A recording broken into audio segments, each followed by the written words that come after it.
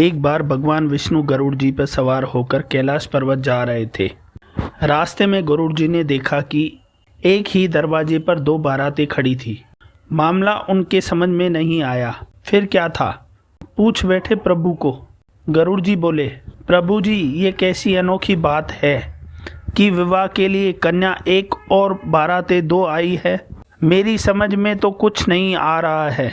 प्रभु जी बोले, हाँ, एक कन्या के लिए दो बारातें अलग अलग जगह से आई है।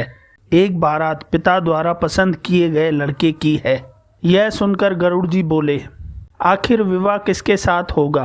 प्रभु जी बोले, जिसे माता ने पसंद किया और बुलाया है उसी के साथ कन्या का विवाह होगा, क्योंकि कन्या का भाग्य किसी और के साथ जुड़ा हुआ है।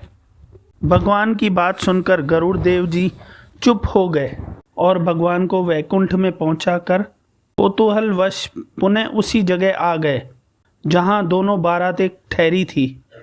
गरुड़ जी ने मन में विचार किया कि यदि मैं माता के बुलाए गए वर को यहाँ से हटा दूं तो कैसे विवाह संभव होगा। फिर क्या था, उन्होंने भगवत विधान को देखने की जिज्ञासा के लिए तुरंत ही उस वर को उठाया और ले जाकर समुद्र के एक टापू पर धर दिए।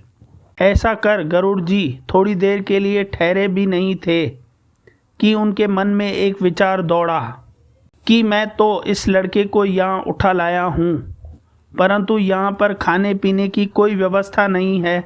ऐसे में इस निर्जन टापू पर तो यह भूखा ही मर जाएगा और वहाँ सारी बारात मज़े से 56 भोग का आनंद लेगी। यह कतई उचित नहीं है। इसका पाप अवश्य मुझे ही लगेगा। मुझे इसके लिए भी खाने का कुछ इंतजाम तो करना ही चाहिए। यदि विधि का विधान देखना है तो थोड़ा परिश्रम तो करना ही पड़ेगा। फिर ऐसा विचार कर वे वापस उसी स्थान पर फिर से आ गए। इधर कन्या के घर पर स्थिति यह थी कि वर के लापता हो जाने से कन्या की माता को बड़ी निराशा हो रही थी, परंतु अब भी वह अपने हठ पर अड़ी रही। अतः कन्या को एक भारी टोकरी में बिठाकर ऊपर से फूल फल मेवा मिष्ठान आदि रखकर सजा दिए, जिसे कि भोजन सामग्री ले जाने के निमित्त वर पक्ष से लोग आए थे। माता द्वारा इस टोकरी में कन्या को छुपाकर भेजने के पीछे उसकी मंशा यह थी कि वर पक्ष के लोग कन्या को अपने घर ले जाकर वर की खोज कर उन दोनों का ब्याह कर देंगे। माता ने अपना यह भाव किसी तरह होने वाले समधी को भी सूचित कर दिया। अब संजोग की बात देखिए।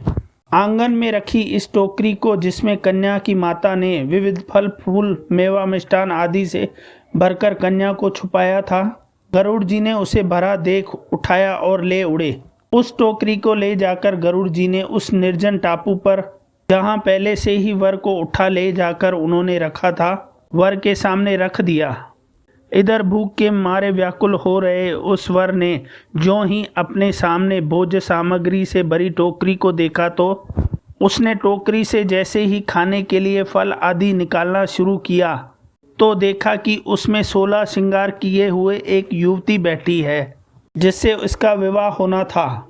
गरुड़ जी यह सब देखकर दंग रह गए। उन्हें निश्चय हो गया कि हरि इच्छा बलवान है। फिर तो शुभ मुहूर्त विचार कर स्वयं गरुड़ देव जी ने ही प्रोताही का कर्तव्य निभाया। वेद मंत्रों से विधि पूर्वक विवाह कार्य संपन्न कराकर वर वधू को आशीर्वाद दिया और उनको अपने उनके घर पहुंचाया।